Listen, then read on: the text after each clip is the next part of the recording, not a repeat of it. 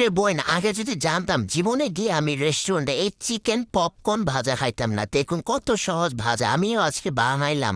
তো ভাবলাম যে আমার বোনদেরকে ভাইদেরকে শেয়ার করে তারাও বানিয়ে বানিয়ে খাক।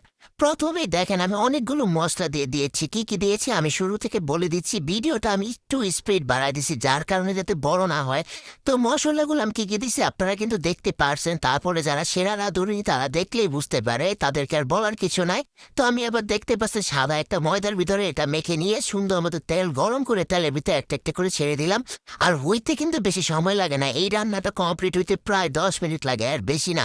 তারপর সুন্দর করে মচমচা করে ভেজে নিলাম। ভাবলাম যে শুধু চিকেন পপকর্ন হলো খাবো, তো সাথে অন্য কিছু একটা নেই। তো দেখেন চিকেনটা কত সুন্দর হয়েছে, ওয়াও।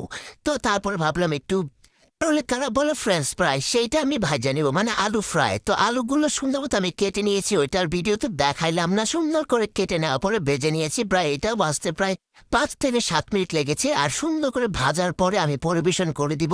তো এগুলো সুন্দর মতো উঠায় নিচ্ছি এক এক করে। এগুলো তো আপনারা দেখতে পারছি কিভাবে আমার রান্নাটা কমপ্লিট। তো আমি দেখেন সসটা মিলাইয়া জিলা একটু দেখালাম আপনাদেরকে, দেখতে কেমন কালার লাগে বা খেতেও কিন্তু বেশ দারুণ হয়েছিল। আপনারা কিন্তু নিজেদের জন্য বানাতে পারবেন। এছাড়া বাসায় বাচ্চাদের জন্য এগুলো বানায় স্কুল টিফিন হিসেবে বা বিকালে নাস্তা হিসেবে দিতে পারেন। তো ভাবলাম আমার জামাইকে দিয়ে একটু ভিডিও করে। তো ভিউয়ার্স, আপনাদের কাছে ভালো লাগলে চ্যানেলটি সাবস্ক্রাইব করে রাখুন, আরও ট্রাই করুন।